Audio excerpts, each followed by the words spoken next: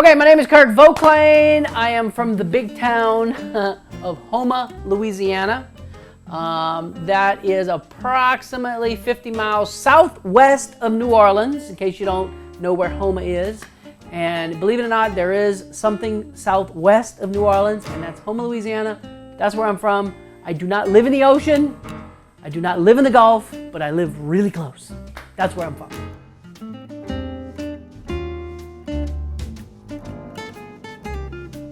The water, actually we live under the water.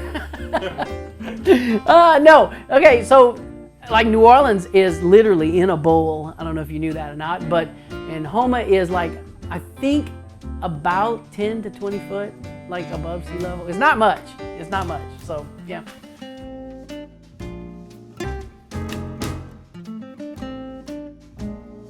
Okay, let me think. I did my very first wedding when I was 15 years old. I actually got my first camera when I was 8 years old by saving up the Kellogg's Corn Flakes breakfast cereal. It said, you know, save your box tops and get a camera. And so I did, and I took pictures of my sister and all that stuff like that. But when I was 14, 15, somewhere in that neighborhood, a friend of mine had this awesome SLR, and I wanted one of those so bad because I just thought it was the coolest thing I'd ever seen. And so I got a paper route, I worked on it for 6 months, and I saved up my money, I got me an SLR, and a buddy of mine says, "Hey, you got one of those fancy cameras?" I'm like, "Yeah, SLR." And he says, "Well, will you take pictures at my wedding?" And I was like, "No way, I'm not, no." And so he just wouldn't take no for an answer. And so I kept begging him, you know, just leave me alone, till finally I thought to myself, the only way I can get this guy to understand no means no is if I gave him a price and made that price so high and so far astronomical out of the universe that there's no way he would say yes. And that's why he says no. See, so he would say no. So the next time he asked me, "Hey, would you do pictures of my wedding?" I said, "Yes." He said, "How much?" And I said, $100. And he said, "Okay." And so now I gotta do it. And so I was 15 years old. I know that for a fact because I did not have a license to drive. And my dad actually had to drive me, you know, to the church and to the reception. And anyway, I remember being at the reception thinking to myself, holy cow, I just worked 6 months to save up $200 to buy a camera, throw in newspapers. I just worked a couple of hours doing what I love more than anything else and made $100. This is what I want to do forever. So that's how it all started.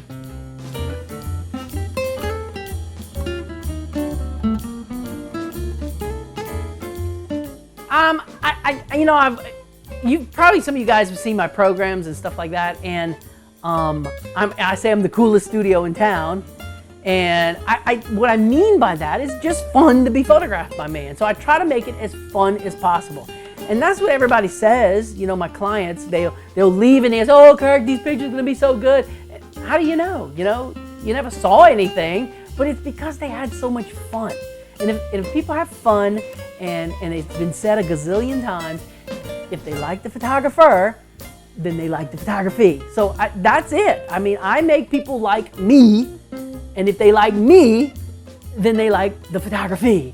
So remember that. I mean, if in your world, if you can get people just liking you, well, that's like 90% of the problem. The rest, is easy.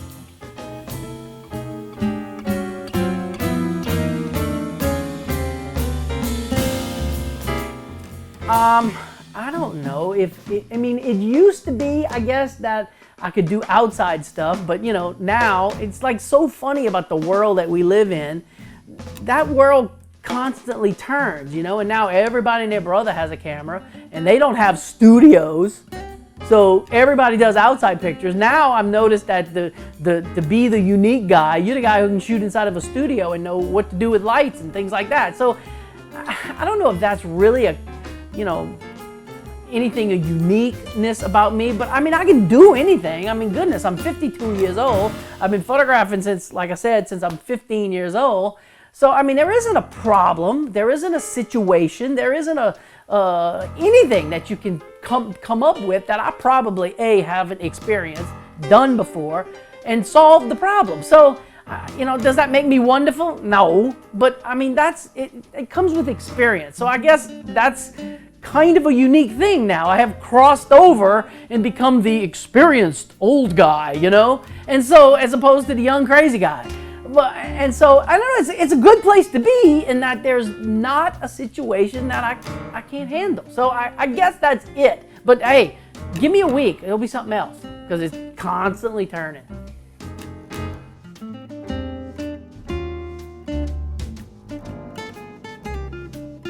Okay, my dad asked me that whenever I was very young, and I started talking about I want to be a professional photographer, and he said, so you're gonna work for yourself, you're gonna work for somebody else? And I said, oh, I'm gonna work for myself. He says, well, you do know the 3 secrets to being successful. I said, no. So how are you gonna be successful if you don't know the 3 secrets? And I said, well, do you know the 3 secrets? He said, yeah, I know. Well, are you gonna share the 3 secrets with me? He said, sure, son, sit down. You sit me on the sofa, put his arm around me. He says, well, secret number 1. Now, I'm assuming you want me to share with your audience the 3 secrets? Yeah. Okay, secret number 1. That's what my dad said. Number 1, get the money. Secret number 2, get the money. Secret number 3, get the money. If you can do that, you can be successful. And, it's kind of humorous, and it's funny that he told me that, but there's a lot of truth behind it. As professional photographers, sometimes, we love what we do. This is a hoot to do. It's so fun. But it's not a hobby, God dog. This is a business. So get the money, get the money, get the money.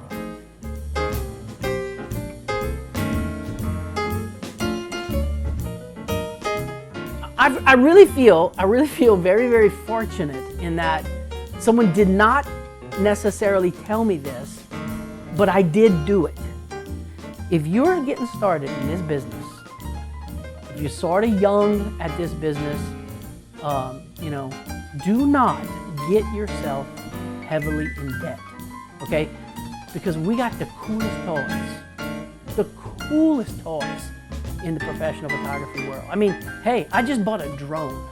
How cool is that? A thing that flies in the air with a camera, and I can take pictures and video in the air, that's the coolest toy on the planet. But do not get yourself in debt. Pay this stuff off. If you buy something, you buy a new $2,000 lens, that lens better make $2,000 before you go buy something else. Make the things, the toys that we buy, make those things make you money and make them pay for themselves. And that's actually how I did it. I did do that, and as a result, I sort of, through the years, stayed debt-free. Now, in my older years, I don't owe nobody nothing, and it's a cool place to be. And so that's my recommendation. If you're getting started in this business, look, we got the coolest toys, but do not get yourself in debt.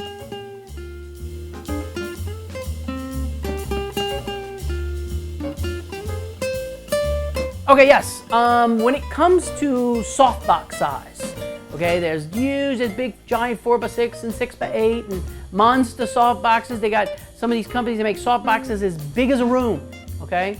And then there's the little bitty tiny softboxes, little softbox this big, okay? And then there's different size umbrellas and all this stuff. So, I don't know if you're like me, but when I first started messing with all that stuff, I'm like, well, which one do I buy? Well, think about this. The closer you are to something, the bigger it becomes. The farther you are from something, the smaller it becomes. So ask yourself, let's pick on the sun, for example. How big is the sun?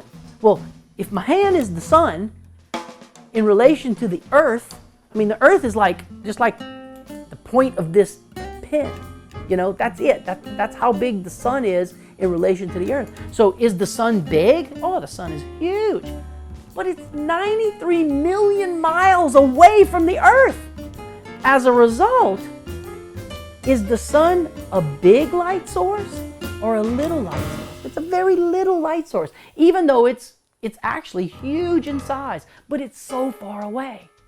So think about that when it comes to softboxes. If you want a nice, beautiful, even, glowing type look, then you're gonna need either a huge softbox that's kind of far away, or you're gonna need a relatively medium-sized softbox that's really, really close to the subject.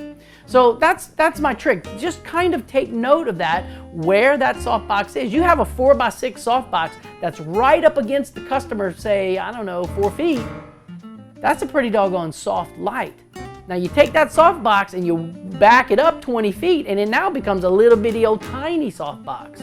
So for it to be the same size, man, you would need, I don't know, 10, 20 feet probably softbox to get to the same size if you backed it up 20 feet. So that's my shooting tip for the day.